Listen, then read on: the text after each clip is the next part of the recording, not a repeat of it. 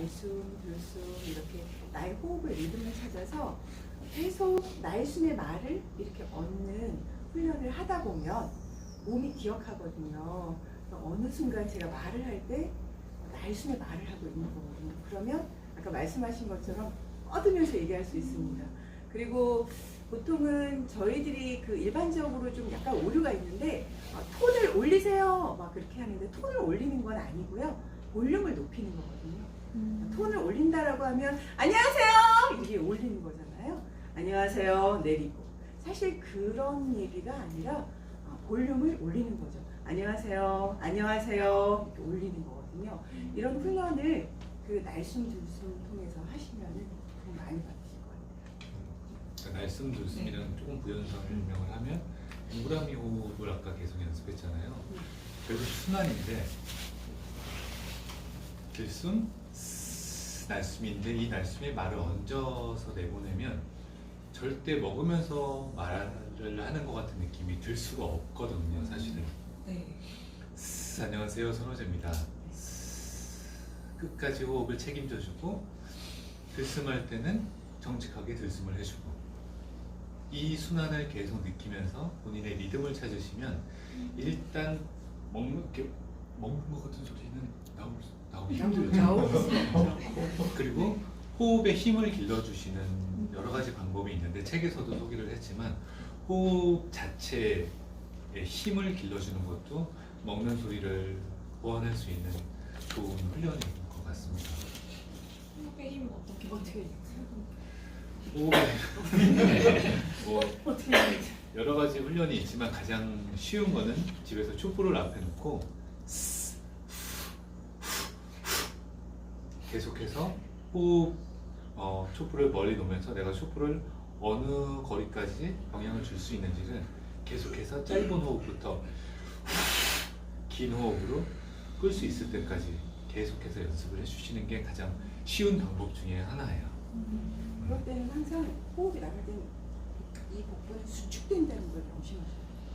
호흡이 나가니까 수축. 그거 항상 생각하셔야 돼요. 근데 궁금하긴 한데 실제로 목소리 쓰는 직업을 가지고 계신 건 아니시죠? 예? 실제로 목소리 쓰는 직업을 가지고 계신 건 아니시죠? 아직 지망생입니다. 네.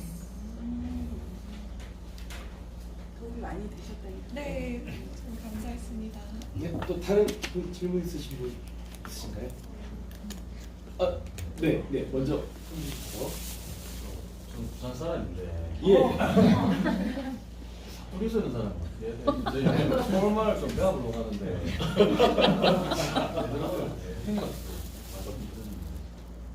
제 생각에는 그냥 쓰시는 게 좋을 것 같아요. 굉장히 저도 사실은 경상도에서 태어났고 어릴 때 경상도에서 살았는데요. 성우가 되기 위해서 굉장히 낭독을 많이 했어요. 근데 지금 저는 어릴 때부터 연습을 했지만 지금 네. 33살. 네? 33살. 33이요? 이미 33년을 그게 너무 많이 썼기 때문에 힘들 것 같아요. 바쁠 수는 있는데 그만큼 굉장히 고통스럽습니다. 과정 자체가 굉장히 네, 고통스러울 수 고통스러워요. 있죠. 예를 들면 그런 거예요. 저희들이 옷을 이렇게 막 구겨서 1년 동안 처박아 놓고 있으면 걔를 꺼냈을 때 그 구겨짐이 다리미로 쉽게 다려지지 않거든요. 이게 바로 어떤 습관이라는 거죠. 네. 근데 제가 보기에는 정말 피나는 훈련으로 24시간 1년 이상을 하시면 바꿔지기는 하지만 제가 봤을 때는 그거보다 지금 사투리를 장점화하시는 게 좋을 것 같아요. 지금 사실 부산 사투리는 첫 번째 음절에 억양이 강하게 들어가고 리듬이 심하잖아요. 근데 발음만 좀 정확하게 명확하게 키워드 중심으로 말하면 훨씬 전달력 좋고 좋을 것 같아요. 네. 지금 있는 사투리를 장점화하세요. 네. 여기 아시는 분이세요? 혹시? 그럼 이분한테 장점화하시면 훨씬 좋을 것 같다는 생각이 드는데 되게 매력 있어요. 아까 손 드셨던 분. 저도 이제 목소리가 먹는 목소리긴 한데 약간 계절이나 이렇게 환경에 따라서 들숨날숨이 잘 안 되거든요. 그래서 아까 들숨날숨 할 때도 목소리가 어떻게 숨이 나가고 들어가는지 잘 모르겠어요. 그래서 만약에 그런 약간 구강적으로 그런 문제가 있는 분들은 따로 병원부터 가지. 그냥 병원 네?